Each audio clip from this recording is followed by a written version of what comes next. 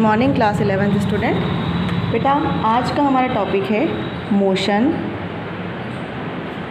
In 1,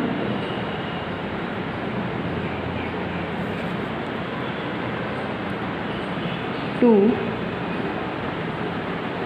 and 3 dimensions, है ना। मतलब गति किसमें, एक विमीय गति,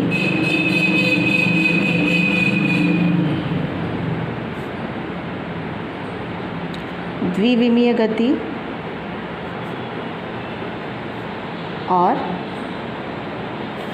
त्रिविमीय गति के बारे में हम आज यहाँ पर पढ़ेंगे। तो सबसे पहले बात कर लेते हैं वन डायमेंशनल मोशन की।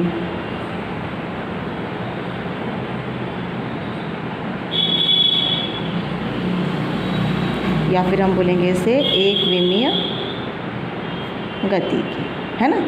तो बेटा वन डायमेंशनल मोशन आप किसे बोलोगे कि जब भी कोई बॉडी, है ना, या जब भी कोई ऑब्जेक्ट, जब भी कोई वस्तु किस तरीके से मूव कर रही है, एक स्ट्रेट लाइन में मूव कर रही है, मतलब सीधी रेखा में जब वो मूव कर रही होती है तो हम उसे क्या बोलेंगे कि वो कैसा मोशन कर रही है, उसकी गति कैसी है, वो वन डायमेंशनल मोशन कर रही है ना।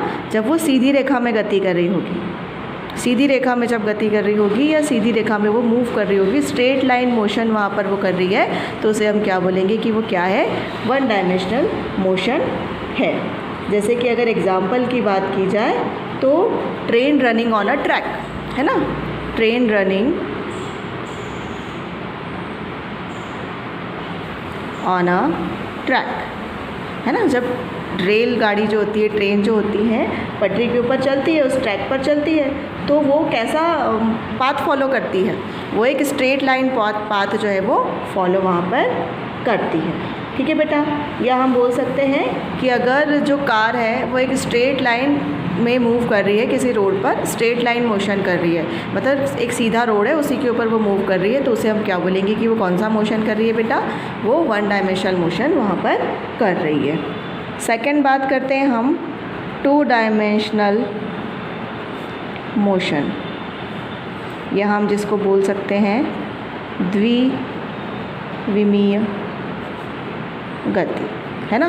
द्विविमीय गति में क्या होगा बेटा कि जब कोई ऑब्जेक्ट, है ना, प्लेन में तो मूव कर ही रहा है, अब किस में मूव कर रहा है, वो प्लेन में मूव कर रहा है।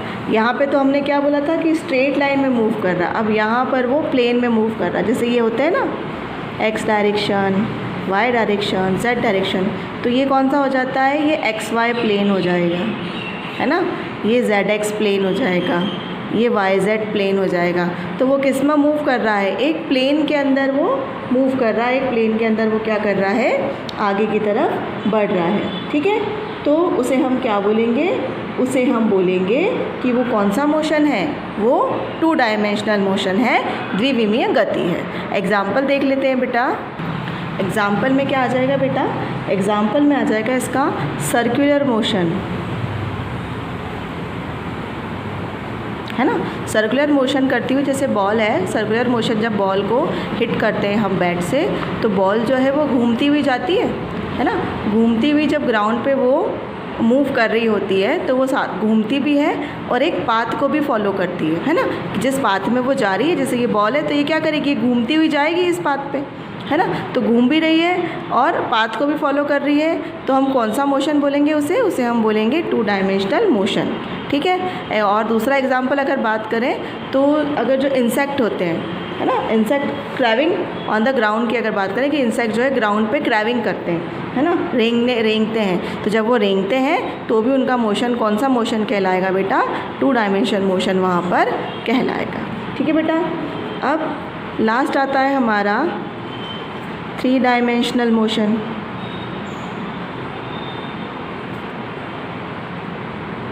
है ना, या जिसको हम बोलेंगे त्रिविमीय गति। ठीक है। त्रिविमीय गति की अगर हम बात करें तो इसमें क्या होगा कि अगर जो हमारा ऑब्जेक्ट है ना, जो वस्तु है, वो अपना जो मोशन है, जो गति है उसकी, वो कहाँ पर कर रही है? स्पेस में कर रही है ना।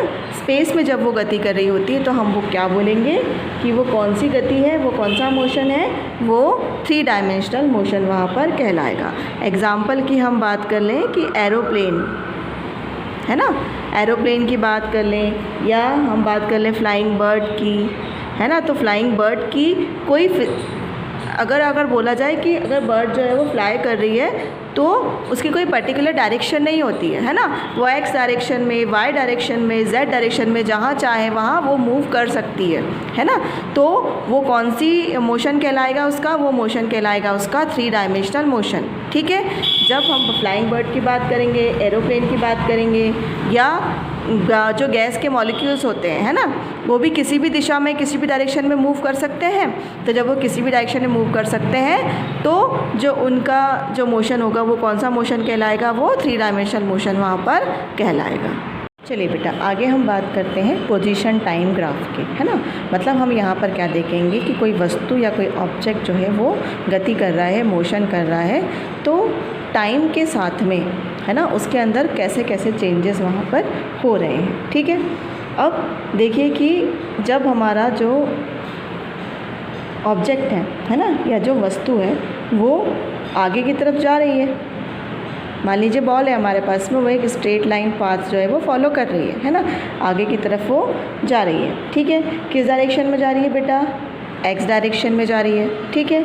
अब हमें क्या निकालना है कि हर सेकंड पर उसकी पोजीशन क्या है, उसका पद कौन सा होगा, समय पर, अलग अलग समय पर वो कौन कौन से पद पर वहाँ पर होगी, किस किस पोजीशन पर वहाँ पर वो होगी, उसकी बात अगर हम करें तो हम क्या बनाएंगे? पोजीशन और टाइम के बीच में एक ग्राफ प्लॉट कर देंगे, है ना। आपकी बुक में दिया भी है इस तरीके से कि हमने वाई डायरेक्शन में क्या ले लिया? टाइम ले लिया, है ना, और एक्स डायरेक्शन में हमने क्या ले ली? एक्स डायरेक्शन में हमने उसकी पोजीशन ले ली। ठीक है। तो जब टाइम ले लिया हमने वाई डायरेक्शन में और एक्स डायरेक्शन में हमने क्या ले लिया? उसकी पोजीशन। तो अब हमें ये बताना है कि अब ये तो 0 होगा, ये 1 सेकेंड, 2 सेकेंड, 3 सेकेंड, है ना, फिर ये -1, -2 इस तरीके से होगा। ये 1, 2, 3, 4 इस तरफ नहीं जाएंगे क्योंकि हमारी जो बॉल है वो इधर जा रही है ना। तो हर पोजीशन पर वो किस टाइम पर वो किस पोजीशन पर है। तो हमने बोला कि 0 सेकेंड पर वो कहाँ पर है? 0 पोजीशन पर ही है। ठीक है। फिर हमने बात कर ली कि वो, अगर हम बात करें कि वो 1 सेकेंड पे कहाँ पर पहुँची है, तो 1 सेकेंड पर वो सेकेंड पोजीशन पर पहुँच गई है। ठीक है। 2 सेकेंड पे वो थर्ड पोजीशन पे पहुँच गई है।